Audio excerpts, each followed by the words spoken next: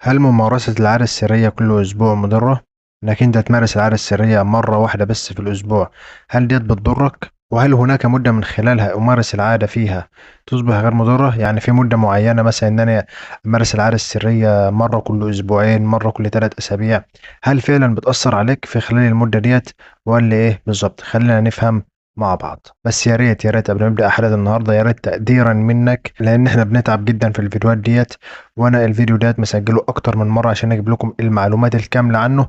يا ريت تقديرا منك عشان الفيديو يوصل لغيرك ويفيد غيرك انك تعمل لايك للفيديو وتشترك في القناه عشان يوصل لك اي جديد احنا بنقدمه ويوصل لغيرك وتفيد غيرك باذن الله تعالى. عارف ان في سؤال دايما بيدور في دماغك وممكن انت تكون سالت نفسك فيه اكتر من مره، هو ليه انا عملت العاده السريه مره في الاسبوع؟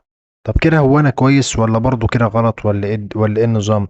النهارده انا هقول لك الحقيقه اللي مش هتسمعها في اي فيديو تاني، لان انا مش جاي اقول لك ان هي حرام ولا حلال، ولا هبالغ واقول لك انك انت هتموت بكره، بس في نفس الوقت هقول لك ايه اللي بيحصل جوه جسمك وعقلك كل مره بتمارس فيها العاده، حتى لو مره واحده بس في الاسبوع. خلينا بس نفهم العاده السريه بواقعيه.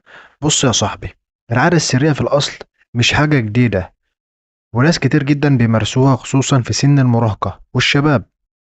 شاب عنده مثلا 15 16، حتى وانت كبير برضو ناس بتمارسها. هي ببساطة تفريغ جنسي بيعمله الإنسان بدون علاقة مع حد تاني، ما تعمله مع نفسك. بس السؤال المهم هنا مش بتعملها ولا لأ، السؤال هو هي بتأثر عليك إزاي.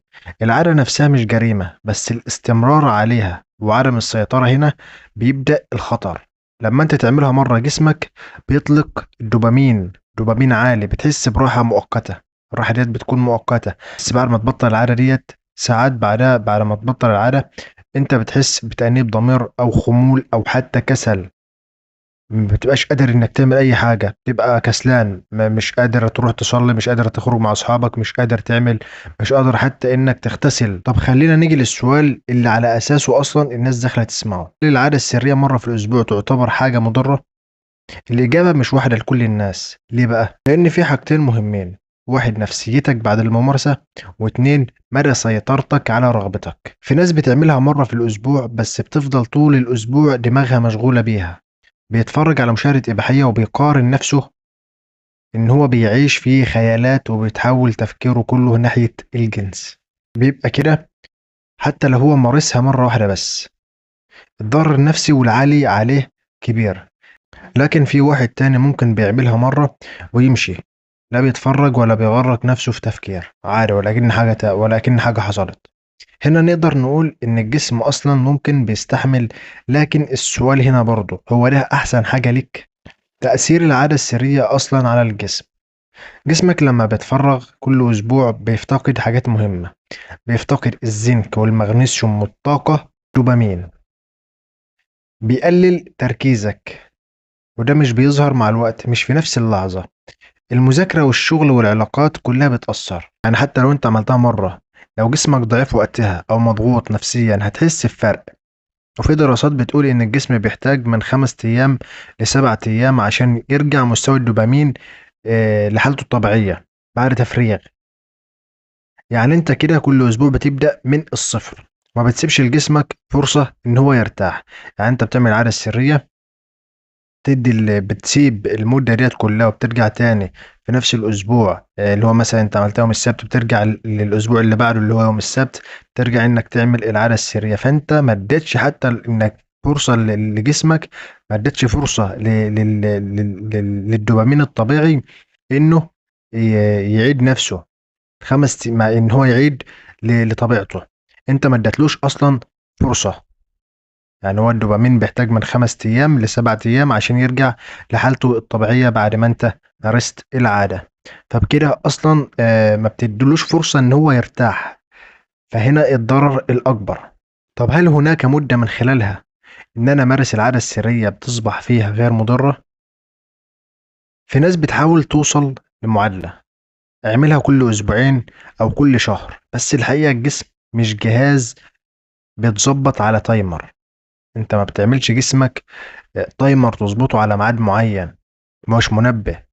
اللي بيفرق هو انك انت تحت السيطرة ولا تحت العادة نفسها هي اللي بتتحكم فيك. لو انت ماشي كويس ومش بتتفرج على حاجات محرمة ومركز في حياتك وبتحاول تقلل كل فترة، ده افضل بكتير من اللي بيقولك انا بعملها مرة في الشهر وده دماغه كلها شهوة يوميا. يعني مفيش حاجة اسمها وقت آمن، في حاجة اسمها عقل واعي وجسم مرتاح ونفس صافية. طب في واحد هيجي يقول لي في ناس بتحتلم بيجي لها احتلام كل اسبوعين، مرة في الشهر، مرة كل اسبوعين. طب هو ديت اصلا الطبيعي انك انت يجي لك الاحتلام. الاحتلام شيء وهنتكلم عنه في حلقة تانية، وانك انت اللي تعملها دي شيء تاني. يعني اصلا الاحتلام اللي انت ما تعرفوش اصلا ده مفيد، ده مفيد، مش انك انت اللي تعملها، لا الاحتلام، وده هنتكلم عنه في حلقة تانية. في ضرر الناس مش بتلاحظه بسرعة، وده الضرر الاخطر: الادمان البسيط، فقدان الشغف، وقلة التفاعل الاجتماعي والانطواء والبرود مع الزوجة مستقبلا. انت متخيل؟ انت متخيل حتى لو بتعملها مرة بس، كل مرة بتخزن صورة او فيديو جوه دماغك، جسمك بيبدأ يربط المتعة بالخيال مش بالحقيقة. وده بيخليك لما انت تيجي ترتبط بتحس انك انت مش منجذب، وده بيحصل. طب اعمل ايه دلوقتي؟ انا مش هقولك انك انت تجلد نفسك، لكن لو وصلت لمرحلة انك انت بتسأل السؤال ده، فده معناه انك انت بدأت تفكر، ودي اول خطوة. عايزك تبدأ، بس حاول تمنع الإباحية الأول. امشي على جدول نوم منتظم، ومارس الرياضة، واشغل دماغك بحاجات تبنيك مش حاجات توقعك. ومرة على مرة هتلاقي نفسك انت مش محتاجها اصلا. بص يا بطل، مش مهم العادة تكون حصلت ولا لا، المهم انت رايح فين. لو ناوي تعيش حياة نظيفة نقية مليانة شغف وطاقة، لازم انك انت تبدأ تشيل الحاجة اللي بتسحب منك الطاقة بتاعتك، اللي انت بتعملها مرة كل اسبوع، اللي انت بتعملها مرة كل شهر. صدقني جسمك وعقلك ونفسك لهم فضل عليك، يستحقوا انك انت تكون عايش احسن عيشة. مش هقول لك انك تكون عايش احسن عيشة انك تكون عايش في فيلا، تكون عايش في قصور، لا، تكون عايش مرتاح، بالك مرتاح، فيك دماغ بتفكر، تركيزك عالي، الدوبامين عندك دوبامين طبيعي، بتعرف تتعامل مع الناس. بس وده كان كل حلقة، كل المعلومات اللي انا جبتها لكم النهارده. يا ريت بس ما تنساش لو لسه بتشوفنا لحد دلوقتي، يا ريت ما تنساش تعمل الاشتراك بتاعك وتشير الفيديو لاكبر عدد من الاشخاص. ويا ريت تعمل اعجاب للفيديو، لان اللايك بتاعك هو اللي هينشر الفيديو للناس ويساعد الناس انها تبطل العادة ديت. والسلام عليكم ورحمة الله وبركاته.